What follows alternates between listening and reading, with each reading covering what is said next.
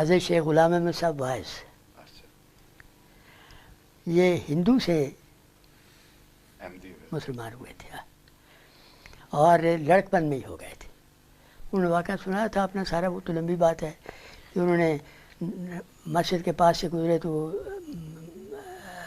سورہ فاتحہ پڑھتی سنا امام کو، تو اس کا اثر بڑا ہوا. بعد میں وہاں پوچھا اس کا مطلب کیا ہے.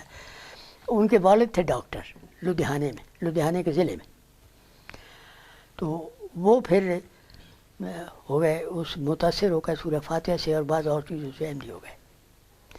احمدی ہونے کے بعد پھر وہ الٹیمیٹلی قادیان آ گئے. قادیان آ کر انہوں نے بڑی سادگی سے گزارش کیے. کبھی گنے بیچتے تھے، کبھی دودھ بیچتے تھے. گنے طرز ان کا الگ تھا.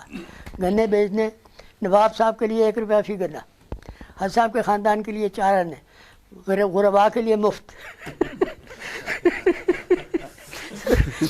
تو جو آنا گنا پکڑ کر لے جانا، پیسہ بھی نہیں دینا.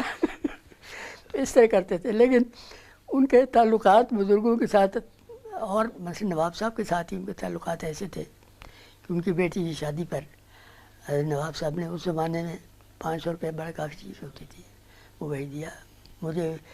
میں نے مثلا بستر بنا دیا. تو اس طرح ان کے تعلقات ایسے تھے. لیکن وہ واعظ بڑے اعلیٰ قسم کے تھے اور صاحب الہام آدمی تھے. کبھی کبھی میں نے جانا تو کہنا آج رات کو میں ذبح ہو گیا. یہ ان کا ایک پیٹ فکر ہوتا تھا، میں ذبح ہو گیا. نوافل میں یہ کیفیت ہوتی تھی.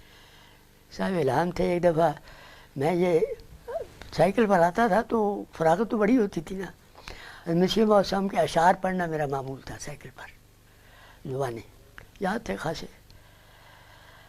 ایک میں یہ بھی شعروں میں تھا مرا بعشق ہو وقت است معمور، چے خوش وقت ہے چے خرم روزگار ہے. فارسی کا شعر ہے جس کے معنی ہیں کہ میرا وقت اس کے عشق میں بھرا رہتا ہے، یعنی میں ہر وقت مشغول رہتا ہوں اسی میں. کیسا ہی عمدہ وقت ہے اور کیسا ہی عمدہ کام ہے، چے خوش وقت ہے چے خرم روزگار ہے. تو ان کو نہیں پتہ تھا. ایک دن میں آیا تو کہنے لگے آج مجھے الہام ہوا ہے آپ کے متعلق کہ اللہ تعالیٰ نے کہا ہے کہ چے خوش وقت کہ میں اس کو خوش وقت کر دوں گا. میں کہا یہ خوب ہے.